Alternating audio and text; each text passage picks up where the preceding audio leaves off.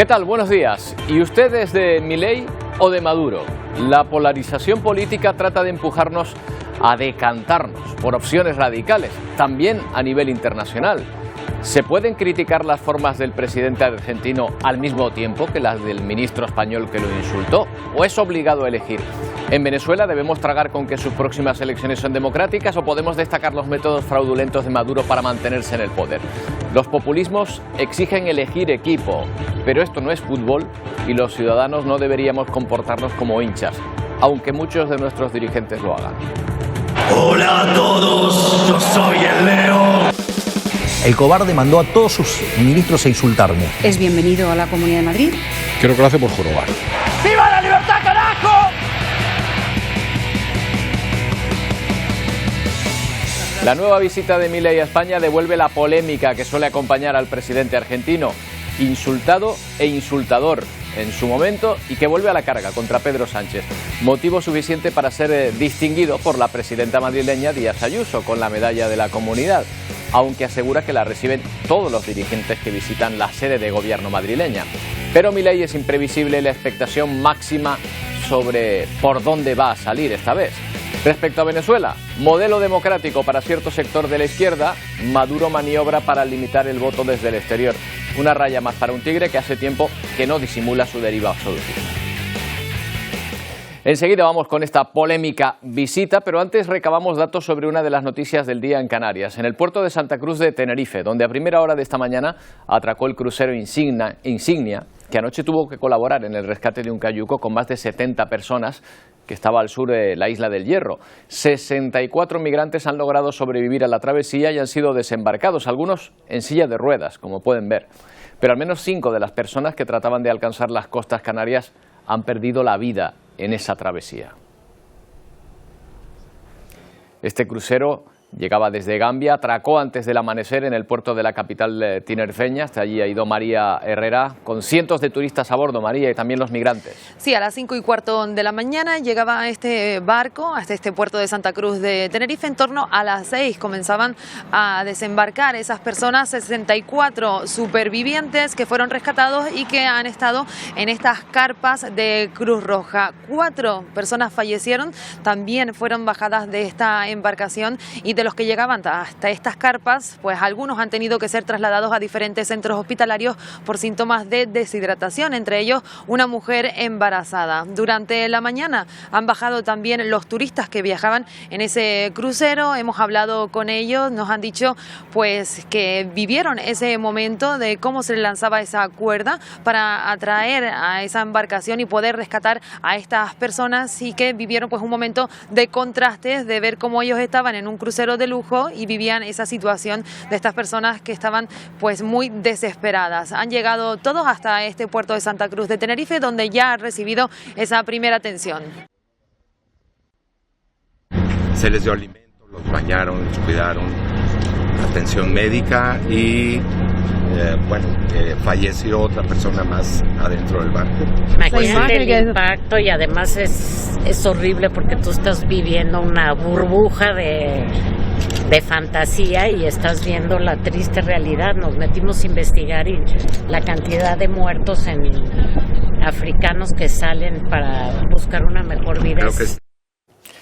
Enorme expectación por la llegada del presidente argentino, Javier Milei, a España. Desde luego, el presidente no pasa desapercibido, y menos tras su enfrentamiento directo con su homólogo español Pedro Sánchez, que ha llevado al gobierno a retirar a nuestro embajador en Buenos Aires. Nada de esto impide a la presidenta de la Comunidad madrileña agasajar al argentino con el único fin, según el Partido Socialista, de jorobar. Yo he visto a Milei en una tele y yo dije, según le estaba oyendo, ¿os acordáis lo de cuando salió, no sé en qué estado y previa a la ingesta o después de la ingesta de qué sustancias? Estas palabras del ministro Óscar Puente son el detonante de la crisis diplomática. La oficina del presidente argentino emite un comunicado donde tacha esas declaraciones de calumnias e injurias. Además, carga contra el gobierno de Sánchez, cita la investigación contra Begoña Gómez y los pactos con los independentistas. Lejos de rectificar, como le pide el gobierno español, Aún cuando tenga la mujer corrupta, digamos, ensucia y se tome 5 días para pensarlo. Milei vuelve a cargar contra Sánchez y su esposa en un mitin de Vox en Madrid. Por desgracia, no ha estado a la altura con sus declaraciones. Hemos pedido al actual presidente del Gobierno de la República de Argentina una rectificación pública. Una rectificación que tampoco llega. ¿Cómo voy a pedir disculpas yo si yo fui el agredido? Lo que provoca la retirada de la embajadora española en Argentina. El señor Milei, con su comportamiento, ha llevado las relaciones entre España y Argentina a su momento más grave. La reacción de Milei. Igual ya lo tengo match point a Pedrito. La última del presidente argentino esta misma semana, en vísperas de su segunda visita a Madrid en menos de un mes. Un incompetente. ¿Por qué? Porque, primero, mentiroso, cobarde. Y por si no hubiera ya máxima tensión entre ambos gobiernos, la presidenta de la Comunidad de Madrid echa más leña al fuego. Para nosotros es un honor recibir al presidente legítimo, elegido, él sí, por amplia mayoría en las urnas por el pueblo de la Argentina. Isabel Díaz Ayuso concederá la Medalla Internacional de la Comunidad de Madrid al presidente de Argentina en su próxima visita a España. Bueno, también es noticia Venezuela, porque a poco más de un mes para las elecciones presidenciales, la mayoría de los candidatos han firmado un acuerdo con el que se comprometen a respetar los resultados de los comicios, aunque en torno a estos se siguen denunciando irregularidades. Nos lo cuenta desde Caracas Mayerlin Bravo. Sí, así es, efectivamente. Cuando faltan 38 días para las elecciones del próximo 28 de julio, se firmó en Caracas un acuerdo con el Consejo Nacional Electoral venezolano para respetar los resultados emanados de los próximos comicios presidenciales. Un acto que no contó con la presencia del candidato a la Plataforma Unitaria Democrática Edmundo González ni el de Centrados por Venezuela, Enrique Márquez.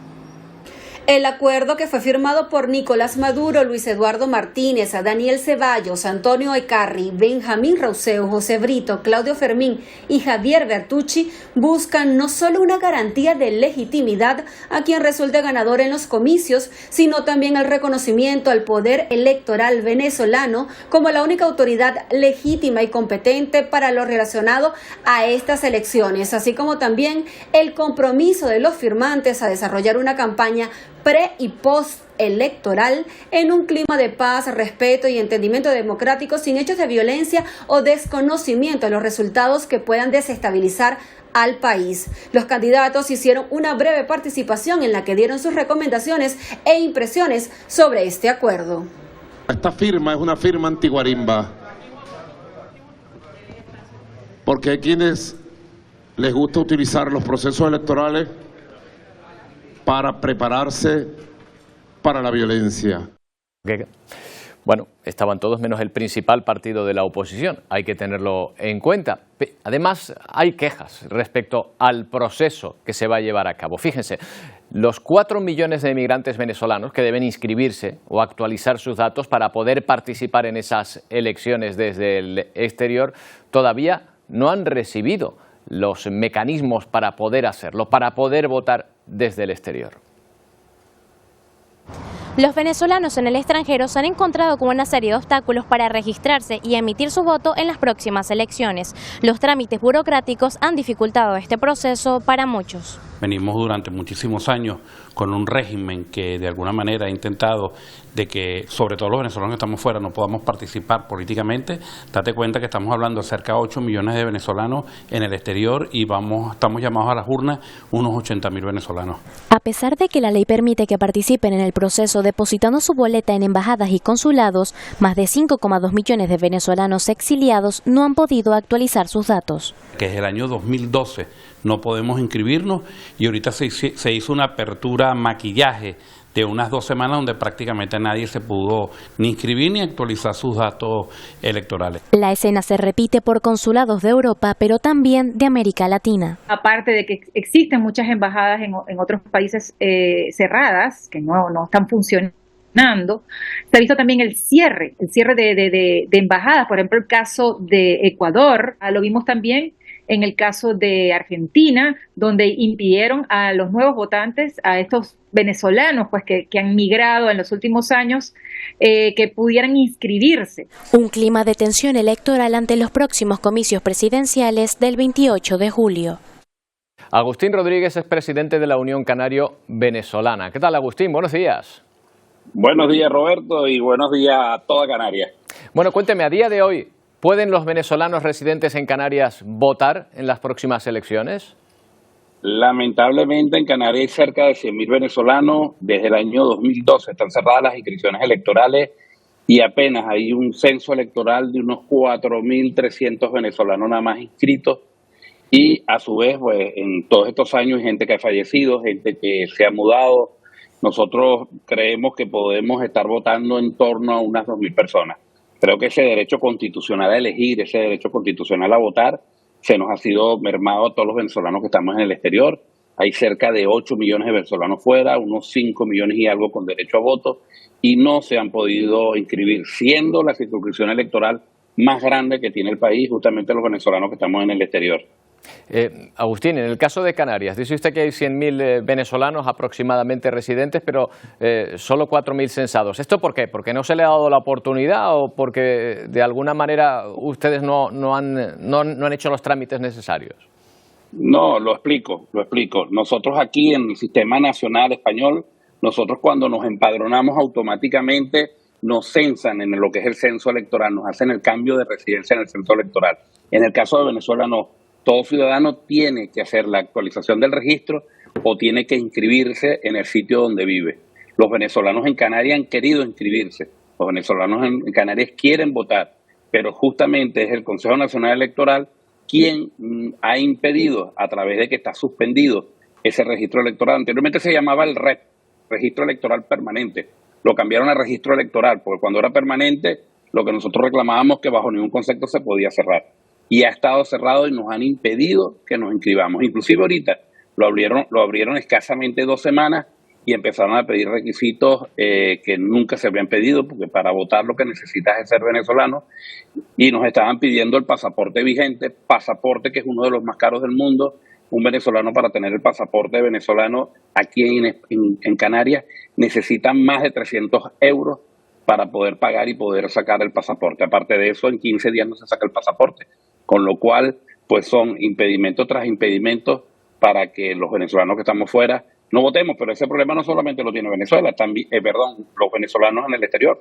También lo tienen algunos venezolanos en Venezuela cuando han tenido que emigrar de unas ciudades a otras y la distancia es muy larga y tampoco el día de las elecciones van a poder votar porque les es muy difícil rodar de un sitio a otro. Tomemos en cuenta que Venezuela dobla en territorio de España, son casi 1 millón de kilómetros cuadrados, con lo cual recorrer de oriente a occidente o inclusive al mismo centro del país, podemos estar hablando de varios cientos de kilómetros y con difícil, y no han podido ya tampoco lograr actualizar a pesar de que han hecho operativos, pero operativos muy ralentizados.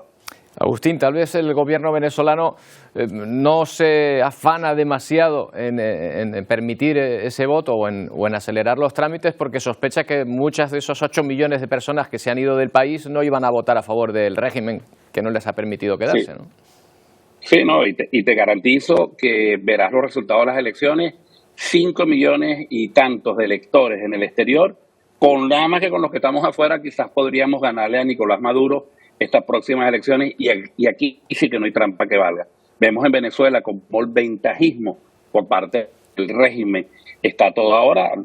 Acaban de comentar las noticias recientes en las cuales vemos una serie de candidatos, los cuales no representan entre todos, más mínimo, al candidato Edmundo González, quien es el candidato potencial por parte de la oposición, la verdadera alternativa que puede haber aquí, y hemos visto cómo siempre están cambiando. Ellos deberían cumplir el punto número 12 del Tratado de Barbados.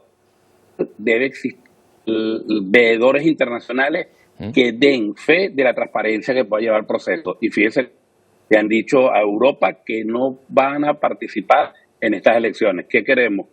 ¿Seguir con el ventajismo? ¿Hay alguna trampa aptiada para buscar la manera de intentar de legalizar estas elecciones? Porque se acaba de hacer con esta firma, de alguna manera se está buscando darle esa identidad a unas posibles elecciones fraudulentas.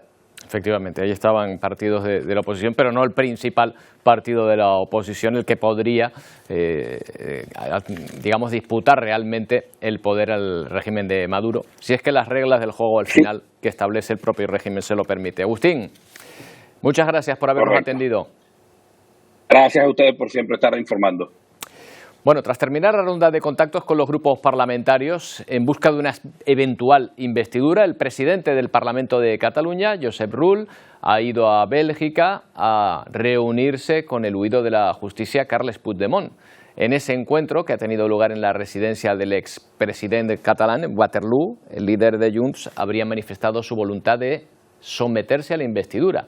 Rull afirma que la única mayoría operativa es la que suman Junts, Esquerra y la CUP, a pesar de no ser suficiente si no se lleva a cabo también la abstención de los socialistas.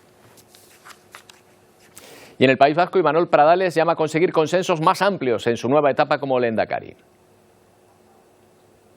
Creo que en el debate de hoy hemos visto oportunidades de que haya puntos de encuentro con otras fuerzas políticas más allá del gobierno de coalición que vamos a conformar, el gobierno socialista, el Partido Socialista y nosotros, ¿no?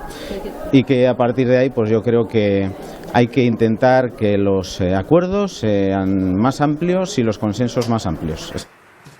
Bueno, la cuestión a quién se referirá, si a EH Bildu o al Partido Popular, para ampliar esos acuerdos. El candidato del PNV fue elegido con la mayoría absoluta del Parlamento gracias a la reedición del pacto entre PNV y Partido Socialista. La Cámara Autonómica votó las dos candidaturas presentadas, la de Pradales y la del portavoz de EH Bildu, Koldo Ochandiano, que no salió adelante tras lograr solo el respaldo de sus 27 compañeros de bancada.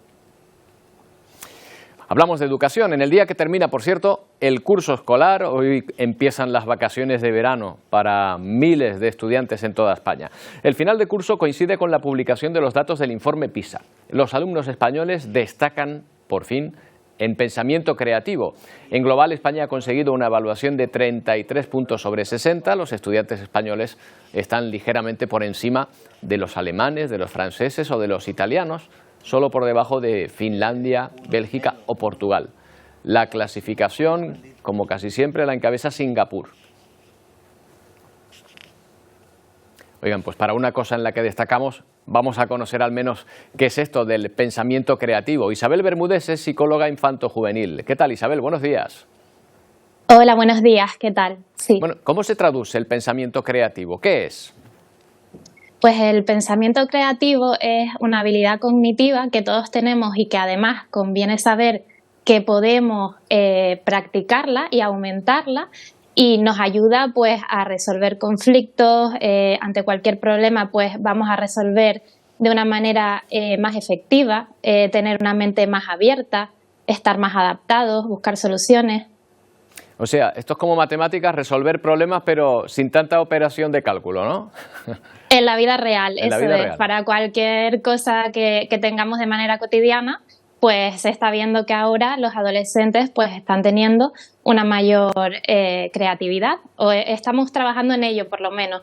Oiga, ¿y esto a qué se debe? ¿A que tenemos, digamos, unas condiciones innatas para el pensamiento creativo o a que se está potenciando desde los centros educativos?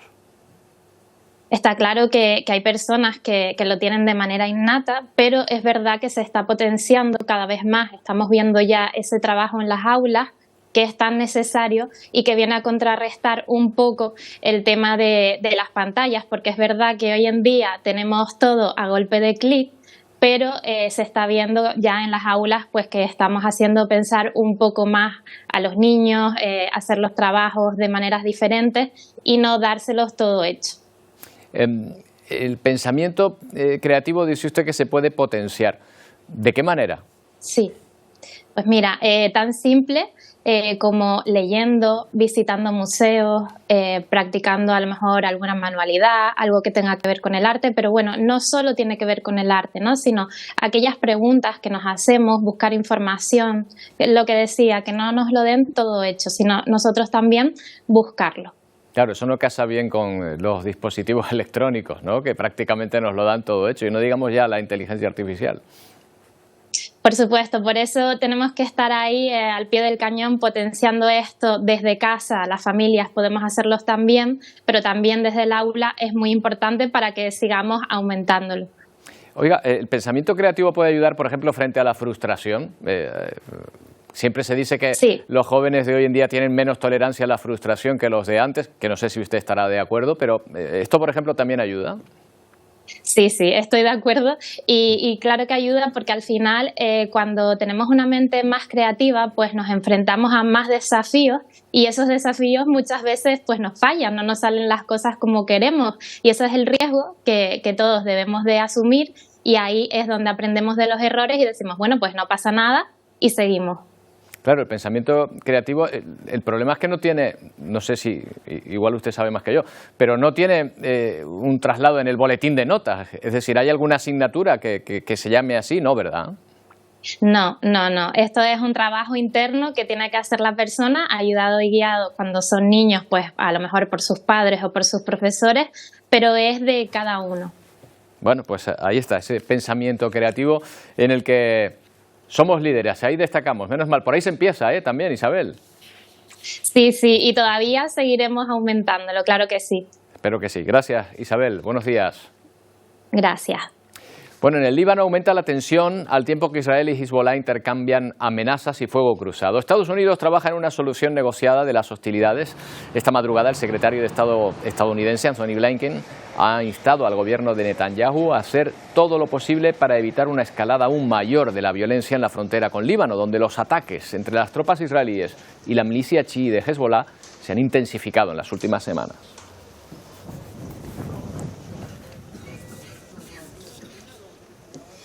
Un desafío además que Hezbollah ha hecho extensivo a Chipre tras la amenaza de atacar Nicosia. El presidente chipriota ha contestado.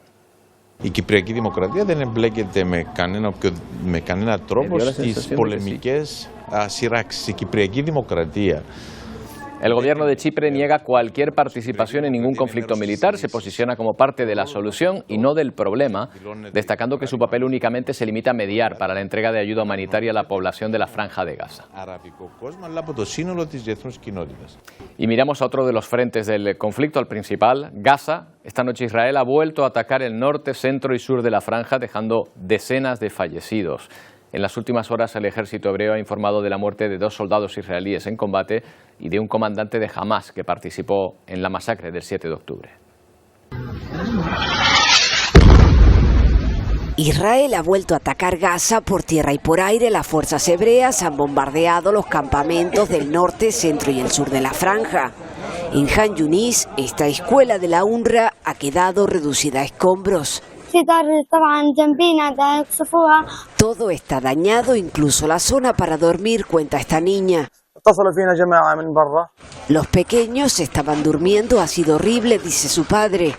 El ejército israelí también ha profundizado su invasión terrestre en Rafah, donde los residentes afirman que el ritmo de la ofensiva se ha acelerado en los últimos 2 días.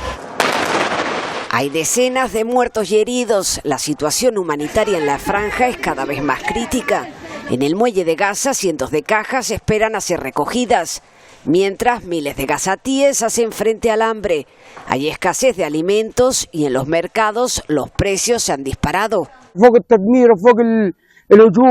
Además de toda la destrucción, la ocupación y la difícil situación, los precios son muy altos, se queja Abu. ¿Está esperando el mundo a que muramos?, se pregunta Isam mientras recorre este mercado callejero de Jabalia. El ejército israelí ha informado de la muerte de 2 soldados en combate y asegura haber matado a un comandante de Hamas que participó en la masacre del 7 de octubre. El presidente ruso Vladimir Putin acusa a la OTAN de crear una amenaza a la seguridad para Rusia y otras naciones asiáticas.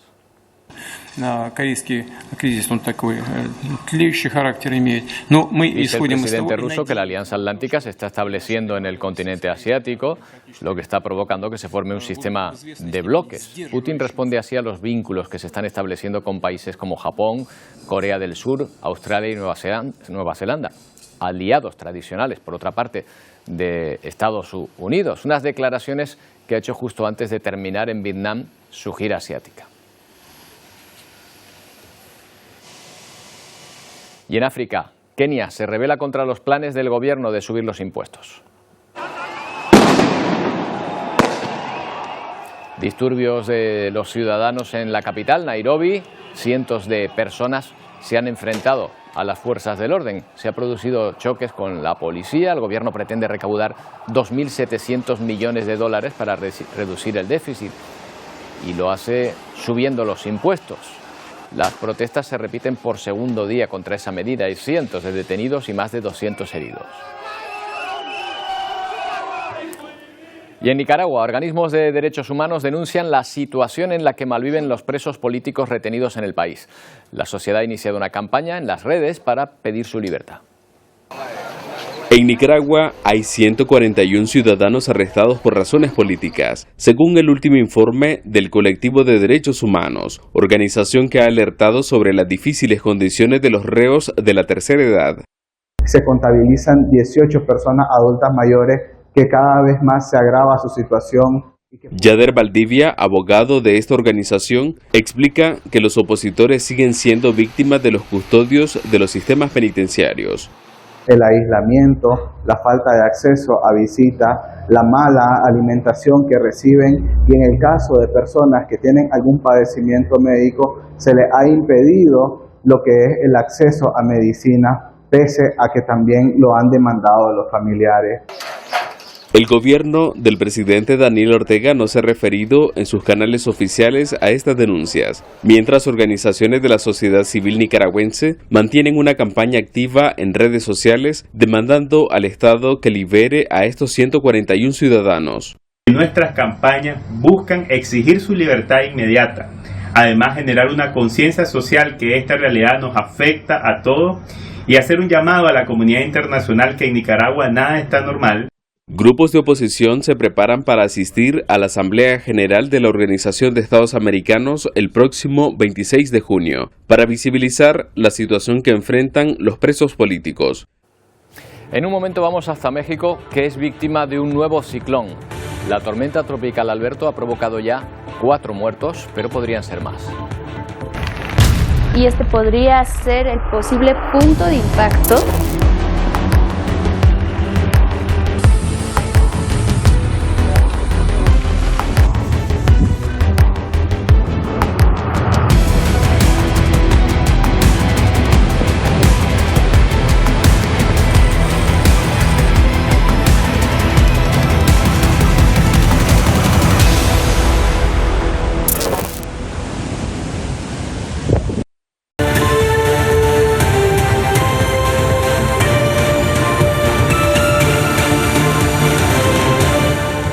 En ese camino hacia Norteamérica, muchos venezolanos inmigrantes de otras nacionalidades pasan también por Guatemala, donde se acumulan los refugiados. Según ACNUR, las solicitudes de asilo en este país se han triplicado en los últimos años.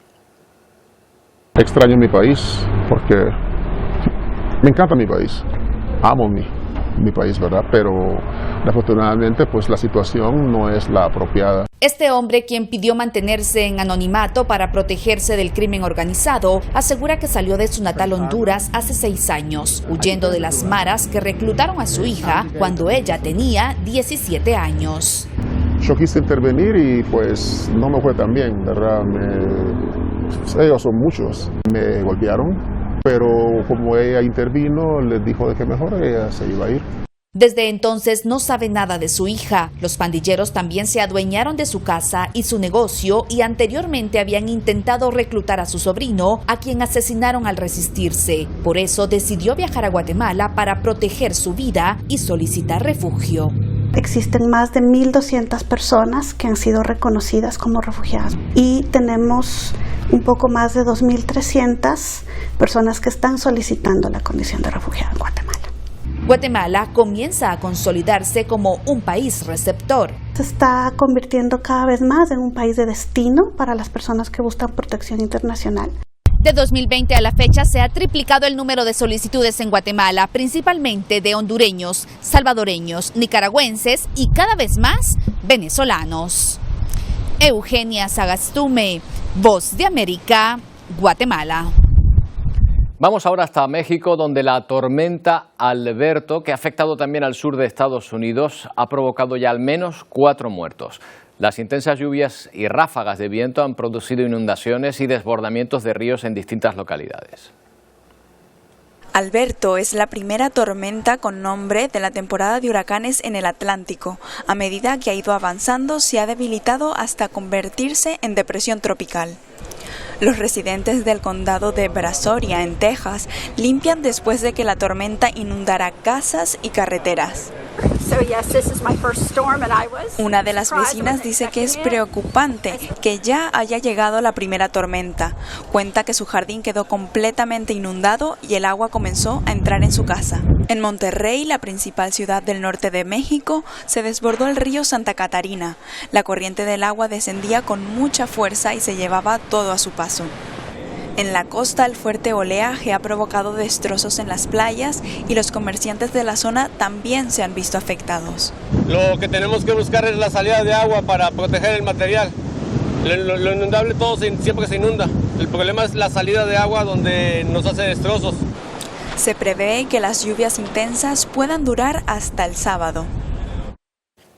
Y en China al menos 2 personas han muerto en las últimas horas por culpa de las inundaciones que afectan al este del país. Otras 5 permanecen desaparecidas. Las lluvias torrenciales han provocado también el derrumbe de varios edificios. Las peores consecuencias han tenido lugar en la costa sureste y en la provincia de Anhui. Seguimos en Asia con inundaciones también en Bangladesh que han anegado pueblos enteros, afectando a más de 800.000 personas. No es la primera vez que se afecta a la región por estas lluvias. Todavía no se habían recuperado del ciclón Remal, que provocó rachas de viento de más de 120 kilómetros por hora. Desastres naturales como esas inundaciones, la sequía, los incendios preocupan a la población, así se refleja en una encuesta sobre cambio climático. 4 de cada 5 ciudadanos en el mundo exigen más acciones de sus gobiernos para abordar la crisis climática en el planeta. La investigación se basa en las respuestas de más de 75.000 personas de 77 países. Naciones Unidas insta a los líderes mundiales a tomar nota y actuar. Y una de las claves en el cambio climático y el calentamiento global son los gases de efecto invernadero. Y tampoco tenemos buenas noticias sobre esto, porque los investigadores de la AEMET, aquí en Canarias, en el centro de Izaña concretamente, han registrado en mayo un nuevo récord en concentración de partículas de dióxido de carbono en la atmósfera, datos similares a los que se han registrado en Hawái. Carlos Torres es director del Centro de Investigación Atmosférica de Izaña de la AEMET. ¿Qué tal, Carlos? Buenos días. Hola, buenos días. ¿Qué tal, Roberto? Oye, dígame, lo que ustedes han analizado en Izaña, ¿se extrapola a todo el planeta? ¿La concentración es la misma o es distinta según la zona? Vamos a ver, la concentración de CO2 tiene una distribución latitudinal. Digamos que nosotros al medir en el observatorio de Izaña, que estamos midiendo por encima de la inversión térmica, digamos que estamos midiendo, las medidas que nosotros tomamos son representativas, digamos, de la zona subtropical. Por eso también son similares a las medidas que han tomado en Hawái, que está un observatorio similar al de Izaña, que está también situado a 3.000 metros, por encima de 3.000 metros, y están midiendo en unas condiciones también muy similares a las que tenemos aquí en Tenerife. Sí, además ese observatorio de Mauna Loa en Hawái es un poco el que se toma de referencia, ¿verdad?, para averiguar cómo está la concentración. Sí, exactamente. Sí, es un observatorio de la NOAA, tiene la serie histórica más larga de medidas de CO2 desde 1958 y nosotros tenemos aquí en Izaña, digamos, la segunda serie más larga desde 1984. Por eso, digamos que podemos hacer estudios de tendencias y ver cómo va cambiando, digamos, la concentración de CO2 a nivel global, concretamente en la zona esta subtropical, con el tiempo y cómo ha ido cambiando en los últimos años. Bueno, pues con esos registros tan antiguos podemos ver la comparativa. O sea, ahora creo que son 426 partículas por millón de gases de efecto invernadero. ¿Cuánto había antes? Si nos vamos al dato preindustrial estamos hablando en torno a 280 partículas por millón. Y ahora estamos haciendo medidas aquí en torno a estas 427 partículas por millón. Realmente ha habido un incremento considerable y que está asociado, digamos, a las emisiones de carácter antropogénico. Es decir, desde la industrialización, pues los niveles de CO2 han ido aumentando. Tenemos que entender que esto no es contaminación, como podríamos entender contaminación asociada a una ciudad, sino que es cómo se va distribuyendo ese compuesto a nivel global, cómo va quedándose en las capas altas y claro, es un reflejo de lo que ha ocurrido y de lo que está ocurriendo con las emisiones de CO2 a nivel global. Claro, que siguen aumentando. Una de las frustraciones de las personas preocupadas por este cambio climático es que, aunque un continente entero, Europa a lo mejor, ¿no?, esté tomando medidas para reducir la contaminación, poco podemos hacer si en otras partes del mundo no lo hacen. Exactamente, ese es el principal problema, que esto es un problema a escala global, que no tenemos que pensar que es un problema de Canarias, que nosotros estamos midiendo aquí unas concentraciones muy altas, sino que es un problema realmente a escala global y por tanto las medidas que hay que tomar, principalmente desde políticas, pero bueno, son yo creo que medidas que ya abarcan a toda la sociedad, tiene que ser medidas inmediatas y que abarquen a toda la sociedad. Carlos, uno de los gases de efecto invernadero, creo que es el CO2, es el que absorbe, creo, ¿no?, la capa vegetal de la Tierra, las plantas. ¿No es capaz de absorber lo suficiente para evitar esa concentración? ¿Tendríamos que plantar más árboles en todo el mundo, Carlos, para tratar de solucionarlo o ni por eso? Sí, es ahora realmente al final lo importante son todos los estudios que se están haciendo actualmente, sobre todo van dirigidos a estudiar cuáles son las fuentes y los sumideros naturales de CO2 y de otros gases de efecto invernadero, incluso buscando también formas artificiales, digamos, de hacer captación de CO2 para poderlo eliminar de la atmósfera. La vegetación tiene su ciclo estacional de emisión y absorción de CO2, que se ve reflejado un poco también en los datos. En los datos que nosotros medimos se ve claramente una tendencia de los últimos años a aumentar, pero dentro de ese mismo aumento vemos un ciclo estacional, anual. Ese ciclo estacional es asociado a la vegetación. Por lo tanto, está ahí, pero no es suficiente para digamos, abarcar o absorber todo ese CO2 que se emite por parte o se está emitiendo por parte del hombre, ¿no? O sea que a lo mejor en primavera hay menos CO2 en el ambiente porque hay más vegetal que lo absorbe y después en invierno la cosa empeora. ¿Tiene que ver con eso? Vamos a ver, sí tiene que ver con eso, pero es un poco al revés. Es decir, al final de primavera, que son cuando alcanzamos el máximo, como lo hemos alcanzado ahora, se ha producido un máximo de floración. Entonces, a partir de ahí, desde ese máximo de floración es cuando empieza a haber más absorción de CO2. Entiendo. Entonces, ahora estamos notando, digamos, el efecto de captación por parte de la vegetación que ha tenido lugar gracias a esa, digamos, a esa floración por parte de la primavera, ¿no? Entonces, por eso digamos que a partir de ahora, de junio en adelante, empecemos a disminuir, digamos, lo que es la concentración de CO2 en el aire, porque hay una mayor captación por parte de la vegetación. Interesante. Carlos, pues muchas gracias por explicárnoslo. Buenos días. Nada, muchas gracias a ustedes. Bueno, enseguida llegan nuestros compañeros de Ponte al Día. Ya saben que los viernes estamos más contentos de saludarnos que nunca, ¿verdad? Pedro, Wendy, ¿qué tal? Sí. ¿Cómo va la mañana?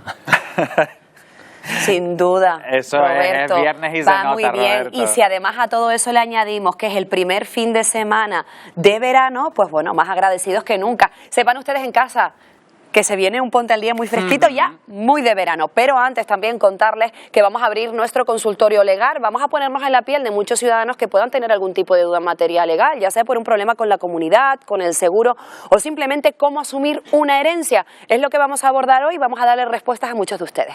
Y entre otros asuntos, un equipo de este programa ha podido participar en un operativo de la Policía Local de Telde con el objetivo de atajar las carreras ilegales que se están realizando en el entorno de La Mareta. Esto además está trayendo consigo provocó muchos problemas entre los vecinos de la zona. Lo vamos a ver en un amplio reportaje de Isaías Santana.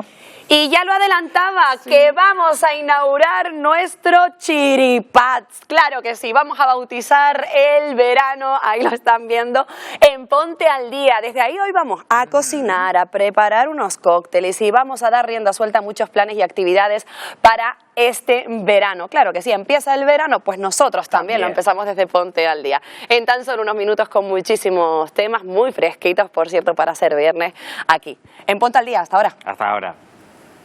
Cuba intenta seducir a sus aliados políticos para reactivar el turismo en la isla. Intenta alcanzar cifras prepandemia acercando turistas chinos y rusos a la isla. El objetivo oficial para este año es alcanzar los 3 millones de visitantes. Chivirico, chivirico, chivirico. Hola, el souvenir. Hola, amigo, chivirico. Cuba se abre al mercado turístico chino y ruso. Se trata de una forma de paliar las pérdidas del mercado europeo. El movimiento de turismo acá en este momento está en mi vida por el piso, está bajísimo, bajísimo. Y el turismo que está más viniendo, a pesar de lo poquito que es ruso y los chinos. A él lo invitaron a venir, dice, y considerar Cuba como una opción. Afirma que es un gran país y que es seguro, ya que es un país aliado. Además de paquetes atractivos para los nuevos turistas, la isla caribeña permite el sistema de pago nacional ruso MIR, y para los visitantes del gigante asiático han eliminado los trámites del visado. Lo que es más difícil es la barrera idiomática. Que prácticamente no podemos comunicarnos con ellos porque los chinos normalmente hablan mandarín y en Rusia se habla ruso. Pero no se ve mucho turismo latino, europeo como se veía antes, español, italiano. Cuba amplía las conexiones aéreas desde Rusia y China con más vuelos y con mayor frecuencia. Nuevos nichos de mercado que algunos ven con escepticismo. De hecho, a nosotros los chinos no nos favorecen mucho porque ellos no compran mucho. Ellos no compran. Disculpe. Los rusos tampoco, pero bueno, ellos son más. Los rusos compran un poquito más. En el primer trimestre del año, 66.000 turistas procedentes de Rusia viajaron a la isla, lo que supone el doble de visitantes que en 2023. En el País Vasco, una empresa española ha vuelto a ser noticia por mostrar sus productos cárnicos diseñados con una impresora 3D. Esta vez lo ha hecho en una cata privada. Los comensales han podido degustar chuletones, bacon, secreto ibérico o atún, entre otros muchos alimentos. Todo un menú de impresión que nos explica su presidente. Aquí lo que le decimos es cuánta grasa infiltrada, cuánta grasa exterior queremos, veréis cómo cambia, cuánta grasa interior o infiltrada. Y luego aquí le podemos decir si queremos más fibra omega 3 o vitamina D. De la impresora directamente a los fogones. Su aspecto muy realista y su sabor cercano al original no pasan desapercibidos. Un menú de impresión que incluye chuletones, bacon o secreto ibérico, entre otros muchos productos. Esto es un atún que realizamos completamente vegetal por el problema que hay en el mundo de la escasez a futuro de peces. En definitiva, propuestas gastronómicas atractivas y saludables para el consumidor y sostenibles para el medio ambiente. Oigan, pues hasta ahora habría que probarlo, ¿no? Porque la pinta que tiene no es mala, desde luego. Y una buena noticia para el medio ambiente. Aquí en España, el lince ibérico ha dejado de estar en peligro de extinción. Después de décadas como especie amenazada, con riesgo muy serio de desaparecer, la población total en España llegó a estar por debajo de los 100 ejemplares, ahora la Unión Internacional para la Conservación de la Naturaleza la saca de esa lista para catalogarla como especie vulnerable. Pero eso es mejor que como estaba antes. Tras el trabajo que se ha hecho con ellos, han pasado de esos 100 ejemplares de hace varias décadas a más de 2.000 en la actualidad. Y llega el verano. En Inglaterra, cientos de personas se han reunido esta mañana para ver amanecer desde Stonehenge, uno de los monumentos más emblemáticos del país. Durante el solsticio de verano, el sol sale por un punto del horizonte que se alinea con este conjunto megalítico, coincidiendo con la conocida como Piedra del Talón.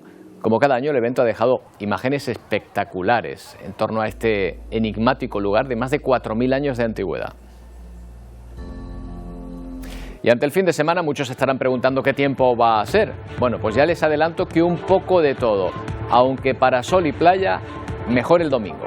Mañana las nubes van a ser protagonistas por el norte de las islas, incluso podrían dejar algunas lloviznas hasta media mañana en medianías. En el resto, sol y temperaturas suaves. Las máximas superarán los 24 grados en la costa. Soplará el viento de alisio moderado con intervalos de fuerte. De cara al domingo, el tiempo va a invitar más a disfrutar de la playa. Las nubes de la mañana darán paso rápidamente al sol y además subirán las temperaturas. No se descarta incluso que algunas máximas lleguen a los 30 grados en el sur. El viento será del norte-nordeste moderado en el mar a lo largo de todo el fin de semana, la situación más tranquila por las costas del sur. Por las del norte las olas superarán el 1,5 metros de altura. Y nos vamos con el boss, con Bruce Springsteen, que sigue su minigira por España tras pasar por Madrid. Ahora ha sido el Estadio Olímpico de Barcelona, el elegido para 2 conciertos que se van a celebrar en la ciudad condal para estrenar el verano de la mejor manera. 58.000 personas disfrutaron anoche en las más de 3 horas y media de actuación. Ahí lo ha dado todo el boss a sus 74 años, sigue en plena forma. Hoy se toma un descanso, eso sí, el segundo concierto será mañana.